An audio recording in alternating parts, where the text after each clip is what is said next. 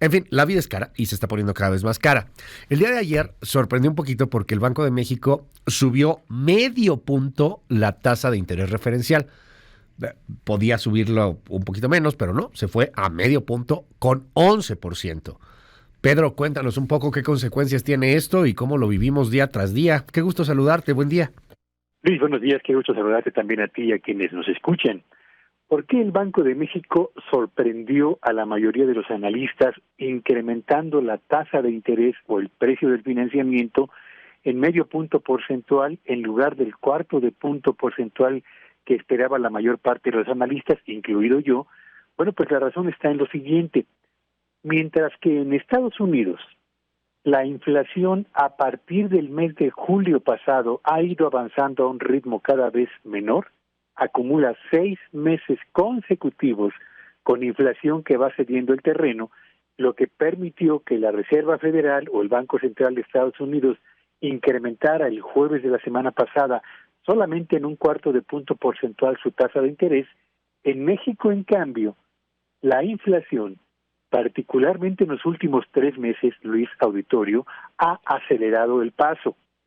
Y esta circunstancia, 3 meses con una inflación que va aumentando a un ritmo cada vez mayor, llevó a los integrantes de la Junta de Gobierno del Banco de México a decidir que la mejor forma de tratar de contener este repunte de la inflación en México, a diferencia de lo que ocurre en Estados Unidos, es elevar la dosis de la amarga medicina de aumentar las tasas de interés a un ritmo mayor a como lo ha venido haciendo el Banco Central de Estados Unidos. Esa es la razón por la que en México el Banco de México ayer incrementó en medio punto y no en un cuarto de punto como lo hizo la Reserva Federal la semana pasada el precio del financiamiento. Ahora, esto desde luego tiene un costo y un beneficio. El costo, y es un costo ciertamente muy elevado, es que la deuda del gobierno de México, contratada a tasa de interés variable, toda la deuda interna contratada en CETES, por ejemplo, se incrementó. Y va a significar para el gobierno tener que pagar una cantidad extra por el incremento en la tasa de interés del Banco de México, y falta por lo menos un aumento más, por lo menos un aumento más en el mes de marzo. La deuda de las empresas, Luis, que se contrató con un banco para comprar maquinaria, para ampliar las instalaciones, para contratar más empleos, para pagar a proveedores, qué sé yo, y que se contrató a tasa de interés variable, también se va a incrementar. Si usted contrató un crédito personal, un crédito de nómina, un crédito para comprar un automóvil o una casa, también a tasa variable, le tengo una mala noticia, va a pagar más. Y lo mismo ocurre, evidentemente, con quienes recientemente contrataron un financiamiento con alguna institución bancaria, para la razón que sea, compra de bienes de uso de uso duradero como refrigeradores, etcétera, a tasa variable. Así que la amarga medicina que ayer nos recetó el Banco de México en una dosis mayor tiene que ver con el hecho de que los síntomas de la enfermedad llamada inflación, lejos de irse aminorando, se han ido acrecentando. Y por supuesto que esa amarga medicina le va a costar más a todos los que tenemos deuda en tasa de interés variable. ¿Va a terminar pronto esta escalada en el precio del costo del financiamiento? No lo creo. Por lo pronto nos falta todavía el mes de marzo con un incremento más. ¿Y cuánto tiempo le tomará a la inflación regresar a los niveles que el Banco de México tiene como objetivo? Bueno, pues el propio comunicado del día de ayer del Banco Central es muy preciso al respecto. La inflación en México volverá al 3% objetivo central del Banco de México hasta el último trimestre, no del 2023, sino del 2024. De modo pues que aquello que señalábamos, que la inflación en México había llegado para quedarse un buen rato y que la carestía gozaba de cabal salud, sigue cumpliéndose en este 2023 y seguirá todavía en el 2024, aunque, subrayo Luis, la inflación en México seguramente, y es lo deseable, empiece a avanzar a un ritmo cada vez menor a partir de mediados de este 2023, si no es que antes. Oye, Pedro, acaba de hablar el presidente López Obrador sobre este incremento en la tasa de interés. ¿Te parece? Escuchamos lo que dijo y bueno, pues escuchamos también tu comentario al respecto.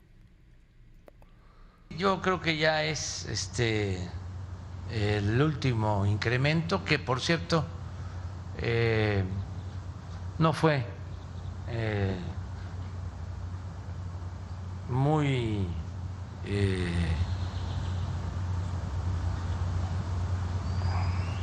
superior a lo que se esperaba,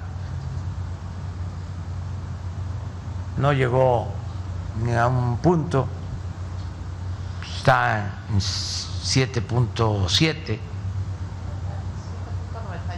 Anualizado. Sí, anualizado, pero en el mes. Entonces, ya pensamos que va a bajar más. No vamos a dejar de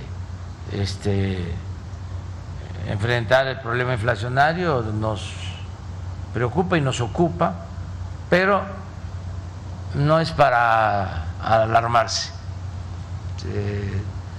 La política del Banco de México pues es autónoma, ellos deciden aumentar la tasa y nosotros respetamos su punto de vista, ¿no? Bueno, ¿qué nos dices, Pedro? Habla ahí un poco de la inflación, dice que no está tan grave la inflación, y bueno, pues habla también sobre el aumento de la tasa, querido Pedro. ¿Qué nos dices? Yo diría dos cosas. No en el ánimo de corregirle la plana al presidente, pero con la intención sí de corregirle la plana al presidente. A ver, dice el presidente que el Banco de México no aumentó tanto la tasa de interés como lo esperaban en los mercados, y la verdad es que ocurrió todo lo contrario. La mayor parte de los analistas esperábamos un aumento de 25 puntos base y el incremento fue de 50 puntos base. Segundo, el presidente dice que estamos frente seguramente a el último aumento en la tasa de interés. No lo sé, eso lo conoceremos a finales del mes de marzo, pero yo sigo pensando que en marzo todavía habrá otro aumento en la tasa de interés. Y el presidente dice, van a empezar a bajar ya las tasas de interés, lo mismo que la inflación.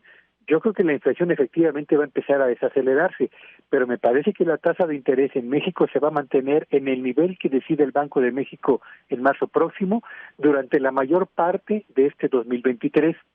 Así que si la inflación empieza a desacelerarse, como lo anticipa el presidente y como estoy seguro que sí va a ocurrir, no va a suceder lo mismo con las tasas de interés. Se van a mantener elevadas hasta que la inflación alcance un nivel que le dé tranquilidad al Banco de México y a la sociedad, por otra parte, también le dé la certeza de saber que finalmente los precios van a quedar bajo control. Y por último, el presidente señala que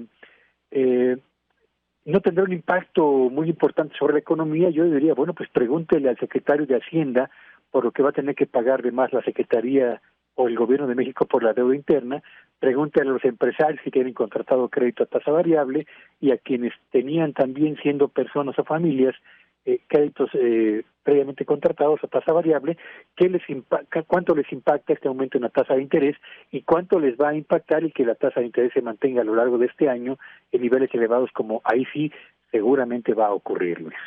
Gracias, Pedro. Bueno, pues vamos a seguir de cerca el tema. Hoy le acaban de preguntar hace minutitos, justamente empezamos a platicar y estaba el presidente hablando sobre el tema de la tasa de interés.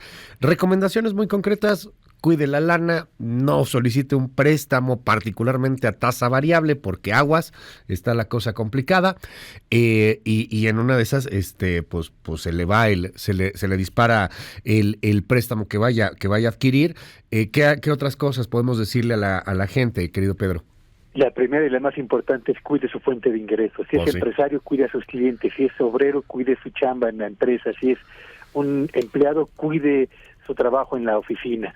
Segundo, teniendo la fuente de ingresos segura, haga una administración inteligente de su presupuesto, distinga entre gastos absolutamente indispensables, pero también necesarios, de aquellos gastos que son los gastos de aquello que queremos, pero no necesariamente es indispensable para vivir. Tercero, desendeúdese tan pronto como sea posible, particularmente de la tarjeta, y Si puede usted anticipar pagos de la deuda contratada a tasa variable, hágalo. Y por último, solo contrate financiamiento si tiene usted la tranquilidad y la certeza de poder contar con una fuente de ingresos para pagar en tiempo y forma esos recursos. Y por último, si usted tiene su deuda hipotecaria, automotriz o empresarial a tasa fija, ni se preocupe.